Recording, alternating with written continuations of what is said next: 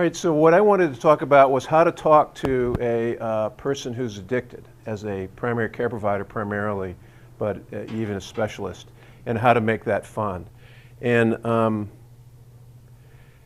addiction is a medical illness that is about as expensive to treat as diabetes, has about the same number needed to treat life savings as diabetes, has about the same mortality rate as diabetes, and is almost identical by every parameter to diabetes, but is not thought of that because of stigma, basically, and error. So when patients have addiction, or they suspect they have addiction, and they go into a doctor's office, they are usually very embarrassed and ashamed and afraid of being judged. They sense that the doctor wants to get them out of the office as soon as possible. They're trying to get the right thing, which oftentimes means a prescription for opiates. And so you have to explain to this patient what is addiction in a way that makes sense to them. And if you're going to do that, you have to know the disease and know how to explain it as a medical problem and why a medical doctor would be intervening in that case. So this is what I do. I'm going to just go through exactly what I say to a patient. I did this, by the way, probably 6 times today. I had 2 new Suboxone patients today. Did it twice with new patients. And since I first did this, like 6 weeks ago, 4 weeks ago, I've been asking everyone, did you know this? And 100% say no. No one's ever explained addiction to them from a medical perspective. By the way, what time do I end? You are right on time right now. So okay. You have until... So I just don't want to run over. 6 o'clock. Okay.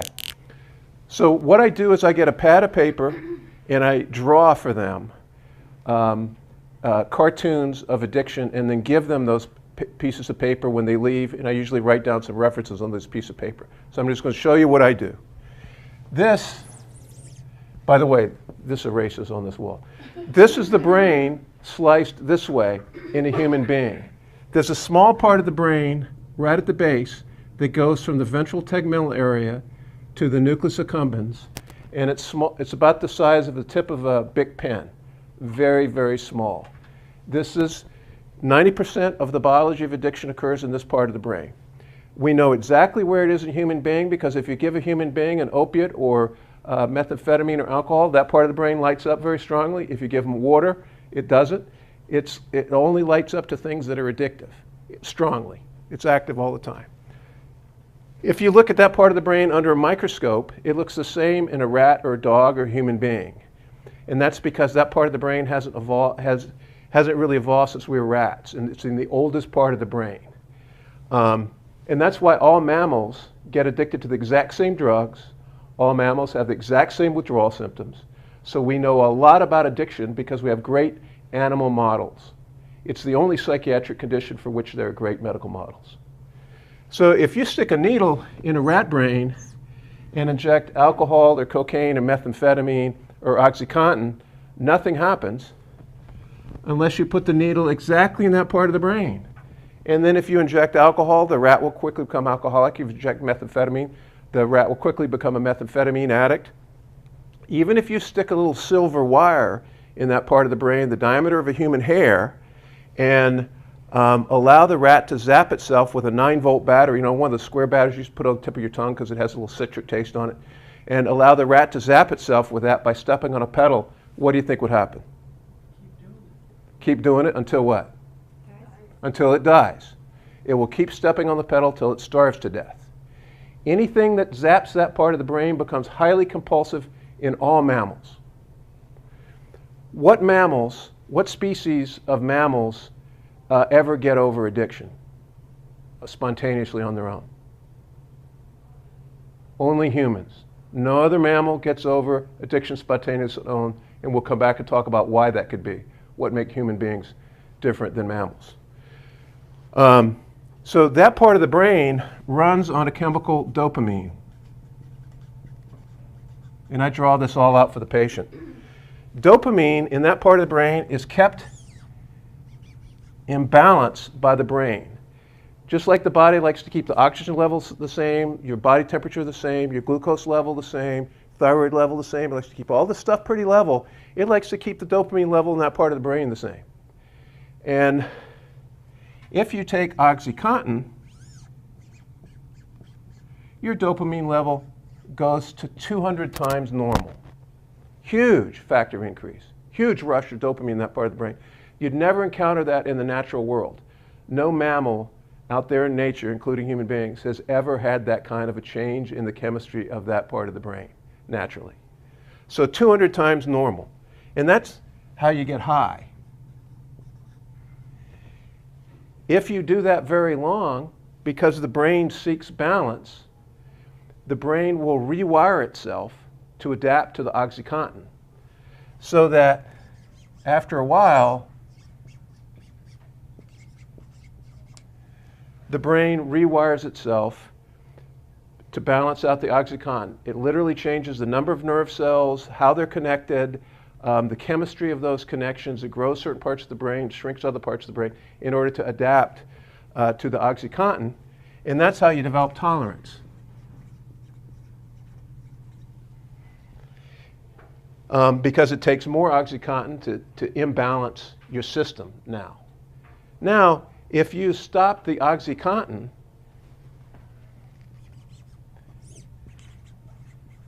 you get a different kind of imbalance, just like the original imbalance, but the other way around. You have your rewired brain without the OxyContin on the other side.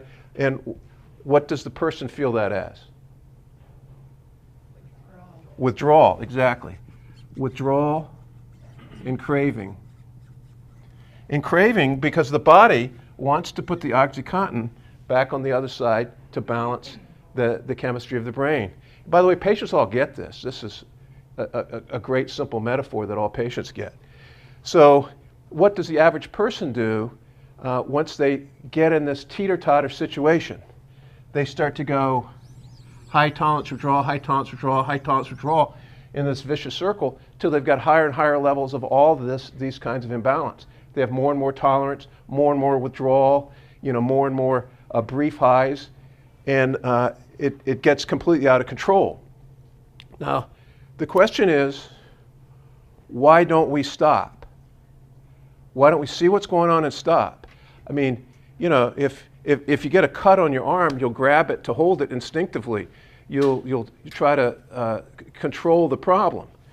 The reason we don't stop is because this part of the brain is entirely unconscious. It's like the part of the brain that breathes and that regulates hunger and other things. We're not consciously aware of it. What it's doing, we can't see what's happening. And the human brain out here that has the ability to think logically, project into the future, delay gratification, think things through, speak, talk to others about things. The human part of the brain, instead of seeing what's going on, gets hijacked into being an excuse-making machine for the primitive part of the brain. And this is the way all human beings function. All human beings, when you have this primitive guttural thing that you really believe and feel like you need to do, you'll rationalize it. You see kids do that all the time, but human beings will as well. We rationalize why we did things. So the human brain becomes an excuse-making machine for the rat brain. And you hear things like, I'm drinking because it's for the party, I'm drinking because I'm at the party, I'm drinking because it's after the party, I'm drinking because I lost my girlfriend, I'm drinking because I got a new great girlfriend, I'm drinking because my boss fired me, I'm drinking because I got a new job. There's always a reason to drink because it's like a clever lawyer or a used car salesman trying to sell you a car. They've always got a reason why you should buy this car. There's always a reason why the plaintiff is innocent or guilty or whatever. And so the human brain becomes this excuse-making machine. And you can even see that acutely in friends. If you're at a party and one of your friends has drank too much and you tell them, I'd like to have your keys because I don't think you should drive home because you're drunk, a lot of the time you get a response, I'm not drunk. I'm not giving you my keys. I could drive home. It's only half a mile away. And you're like, well, okay, but you could lose your medical license, get a DUI. I'm not going to get a DUI. I know how to drive. And the next morning they're perfectly fine. They have a temporary insanity because their human brain is making excuse for their rat brain. And they really believe it. They're not trying to con you. And that's, if any of you guys have seen addressing apraxia, where with the left parietal stroke, they won't recognize an arm as being theirs. So after certain kinds of stroke, they won't and you hold up the arm and you'll say, whose arm is this? I don't know. And so, well, it's attached at your shoulder. Well, I can't quite explain that, but that's not my arm. I mean, it's really insane, the level of denial in addressing apraxia. And some will even dress this half of the body and leave the other half undressed. And sometimes women, or I guess now men who wear makeup, will put makeup on one half of the body and not the other because they don't accept the other half of the body as being theirs. It's called denial. Just like for addiction, it's truly insane, right? I mean, how insane is that? But it happens like that after stroke, which shows you how neurological denial is. It's not a psychological phenomenon. That's why everyone who gets addicted eventually enters into denial. So rather than sort of over-psychologizing the issue, it's important to see it as a neurological part of the illness. So with the rewired brain, there's a software component and a hardware component to the rewired brain. So the hardware component, and people immediately get this, the hardware component, if you just stop drinking, your rewired brain will get smaller and smaller and smaller until you get back like this, right?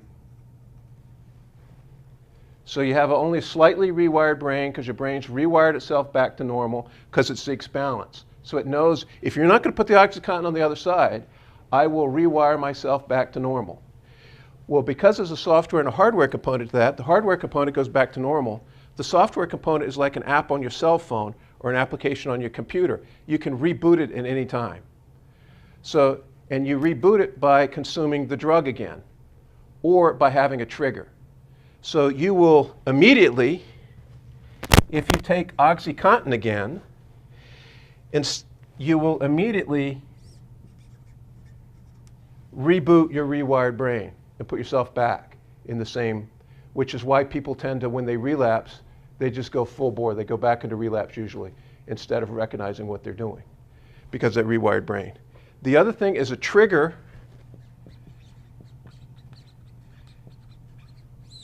can do that. And what a trigger is you can illustrate it several different ways. It's extremely important for an addict to understand what's going on. But if this is dopamine level in this part of the brain, and this is days, 1, 2, 3, 4, 5, 6, 7, and you do the study with a rat where you give them OxyContin or methamphetamine or heroin or whatever you're going to give them in an infusion. So, you hold them down and give them an infusion at 5 o'clock in the afternoon every day. What you see is this.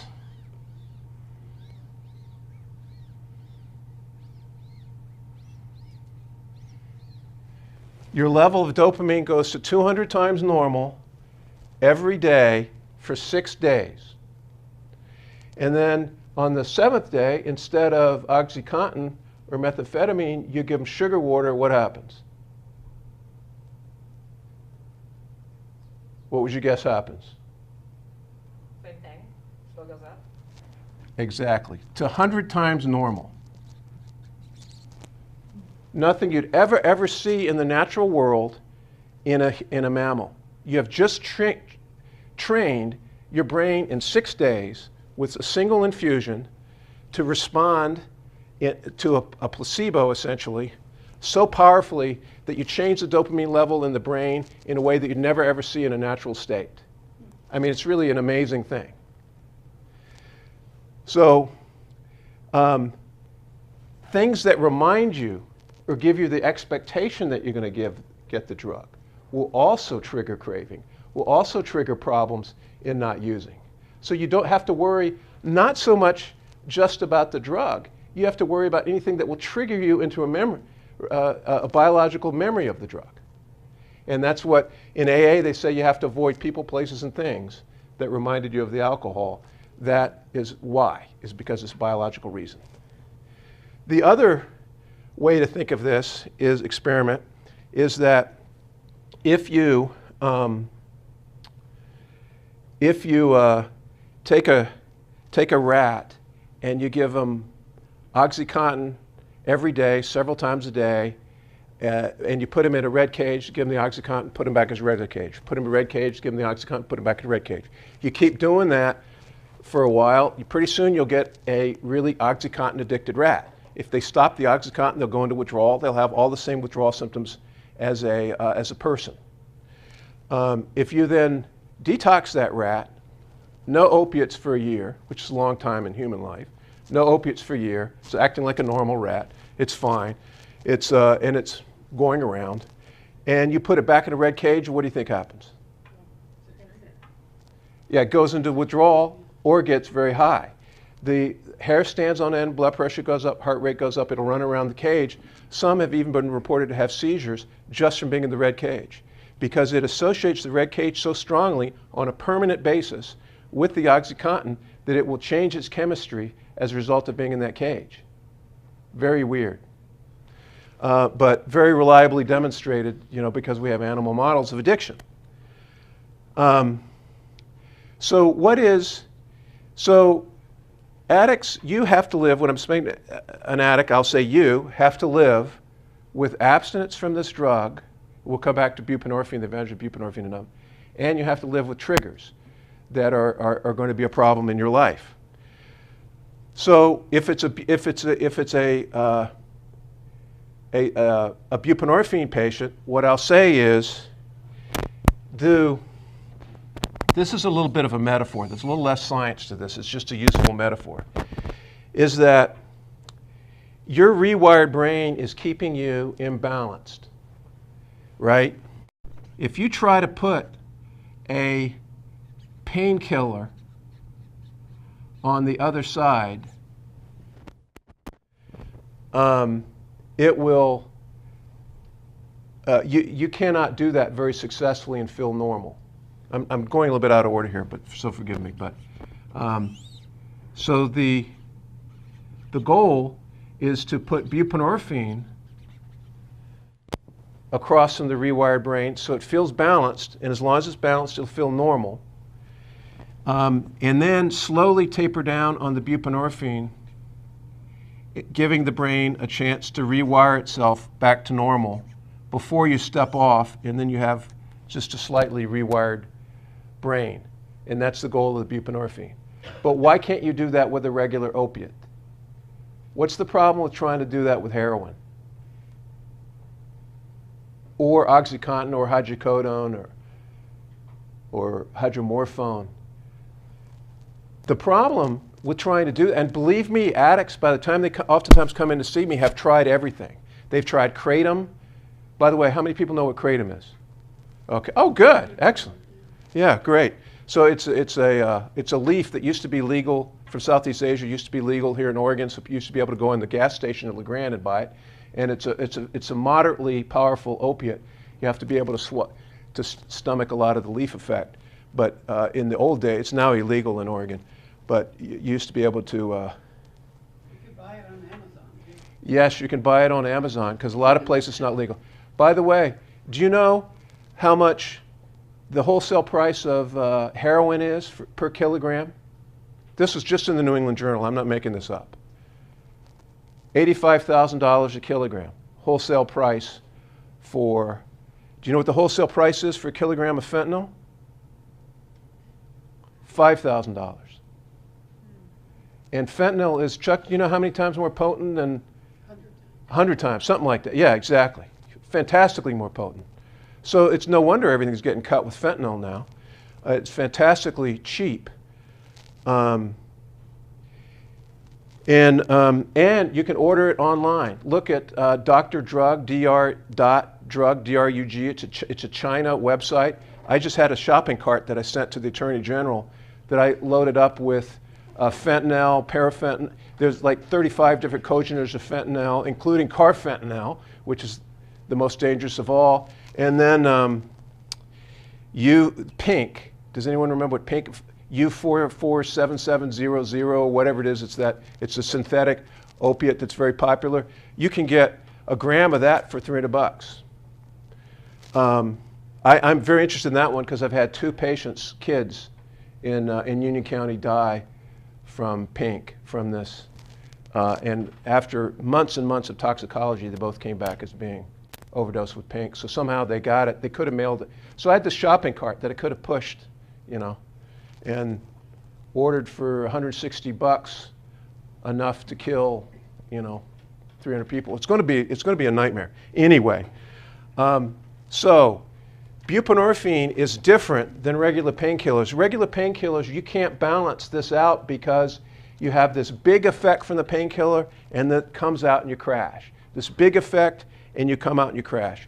Even with MS Contin, you have a wave that's bigger than buprenorphine. Methadone's the only one that is equal to buprenorphine in terms of being able to make you feel normal and last long enough that you don't go into withdrawal. So buprenorphine turns on the opiate system and it turns it off. It is like welding together the brake and the accelerator in your car. You can only go so fast with it, no matter what you do. No matter how you jam on the accelerator, it's going to have a braking effect, and you're not going to be able to get into as much trouble with it as you would if it was a Ferrari sports car.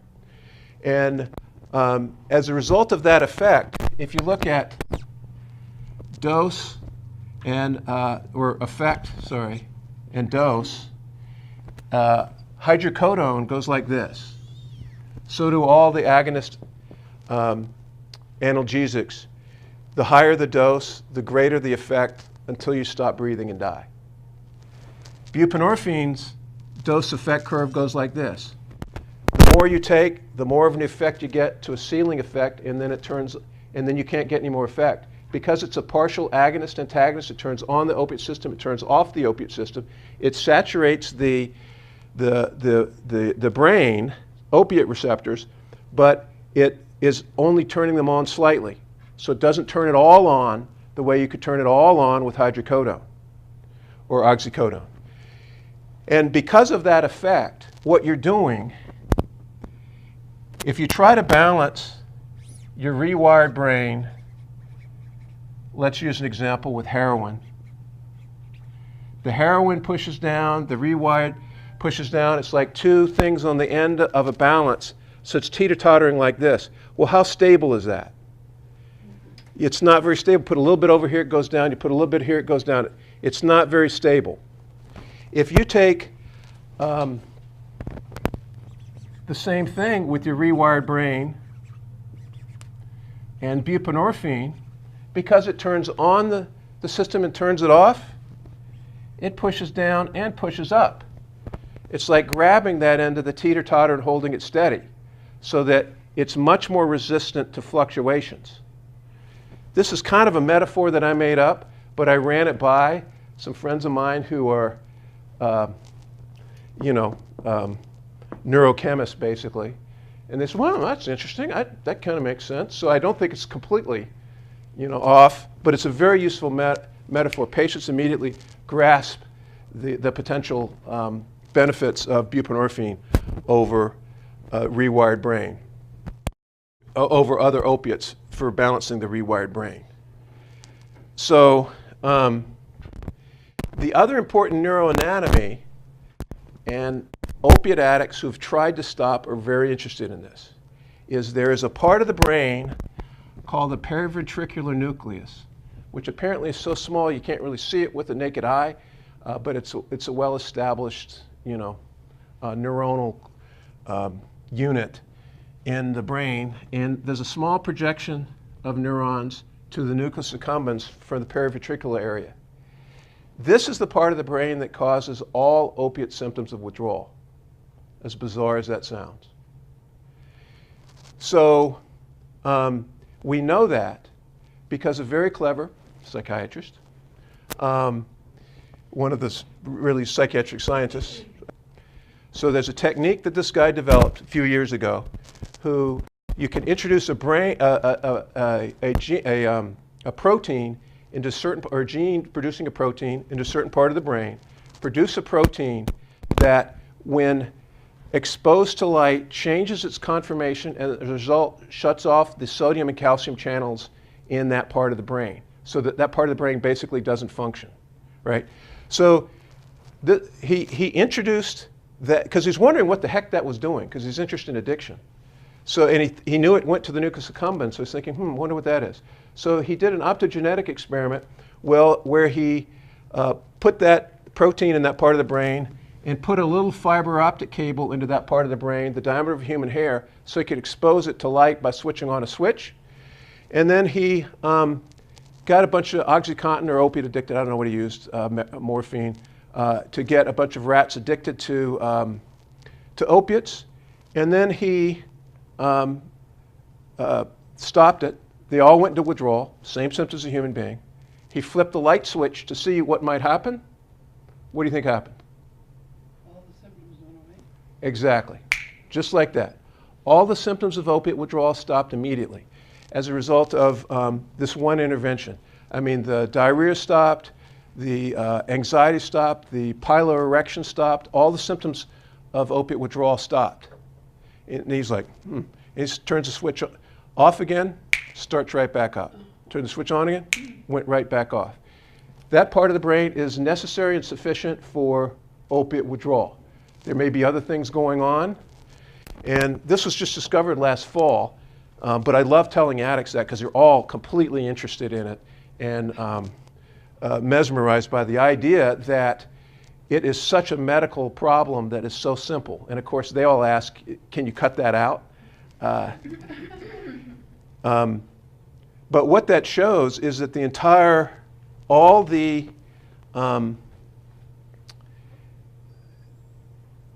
all of addiction occurs in the brain. It's not a body thing, just like pain. That we'll come back to in a minute.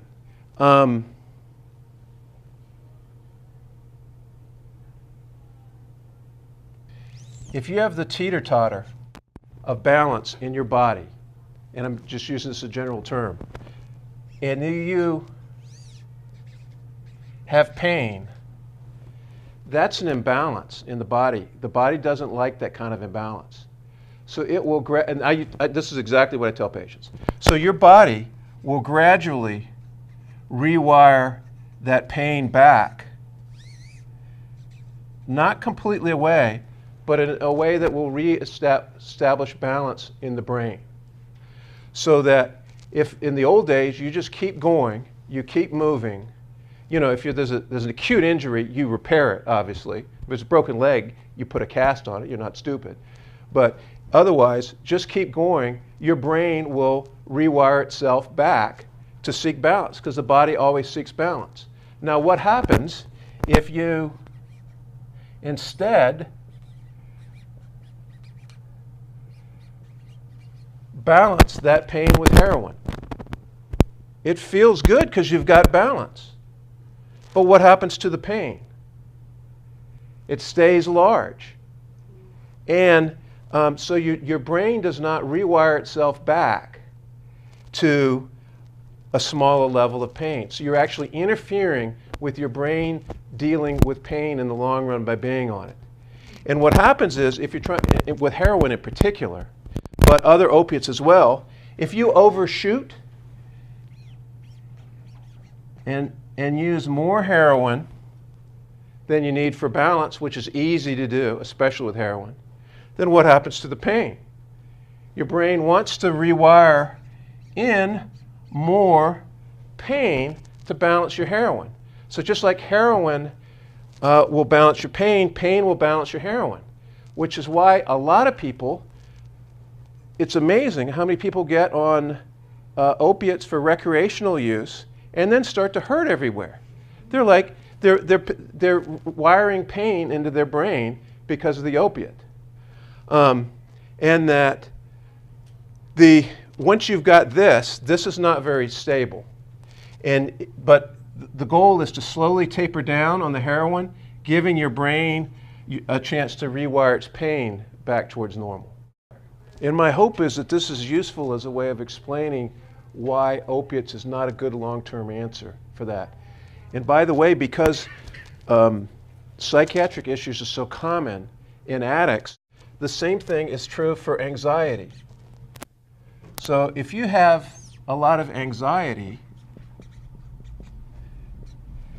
it's an imbalance in the brain. We can feel that. Shortness of breath, rapid heart rate, trembling, sweating, worry. We can feel that in our system, that imbalance of anxiety. If we just breathe through that and go on, don't avoid anything, just keep functioning, our brain will rewire that anxiety lower and lower and lower until it gets back to normal, right? If instead of doing that, you balance your anxiety with a benzo, what happens? Escalating doses of benzos. Right, because your anxiety is not going away. As soon as the benzo wears off, it's there. So the same thing with the opiates. It's a tendency to overshoot on the benzos occasionally, which makes the anxiety greater. And you get on this teeter-totter that's headed in the wrong direction. And a good example of that is if you do exposure therapy with OCD, which is one of my favorite things to do because it works so quickly as a psychotherapy with OCD, where if someone's afraid of touching a doorknob because they have OCD and they're afraid of getting sick, and they'll get their shirt and do it, or they'll go get a towel and open it and they're afraid to touch it. What you're trying to do is get them to touch it so that their body realizes there's nothing to fear, and then that fear will go away. So if you can expose the person to the fears that they have, they will rewire their brain to lose those fears, right? And that's the most common therapy for OCD. If you give them a benzo when you do that therapy, what happens? What'd you guess? They never have to come face to face with the anxiety. There's no learning. Right, they don't learn. Yeah, you can do the exposure therapy all day long and you can get them to touch it, but the fear doesn't go away. Yeah, yeah, exactly. And benzos, but my opinion is that benzos are going to be another wave that doctors are going to have to address after the opiates are addressed. It's just as big of an issue. I saw a guy today who, so he's on 3.5 milligrams of alprazolam 4 times a day. Came to me on that a month ago. So, and I only had like 15 minutes to see him, so I didn't do a whole lot. He was already on Suboxone, got him established on Suboxone, had him come back. Well, so he comes in kind of slurring, droopy eyes, and he has been, looking back, he's been on benzos. He's 32 years old. He's been on benzos since he's 14 for severe anxiety disorder, severe separation anxiety and OCD when he's 14. So he's been on benzos since he's 14. How good do you think his anxiety control is now? Terrible. He's terribly imbalanced. He's been on these benzos all these years. And of course, I call his PO. He says, he's in a transitional house and says, I can't, and I say, well, you're going to have to get 1 day at a time on the benzos, and the buprenorphine. That's the only way it's going to be controlled. And he says, I can't do that because I'm in this transitional house. I don't have driving. My PO will be upset with me, blah, blah, blah. My primary care doc, she wants to take over the prescribing. So I call the primary care doc. The primary care doc's like, would you please take it over? And I call the PO, and the PO says, well, I'll get him there. I'll drive him from church and take him to pick up the, So all is busted, and of course, what do I get as a text response? I mean, I get 14 million texts on my phone from him, angry as can be about this, because I believe he's finally caught. We're going to finally get him off the benzos that he has been making his anxiety worse, and he's fully addicted to now. He's just loaded on probation. And that's a very routine occurrence.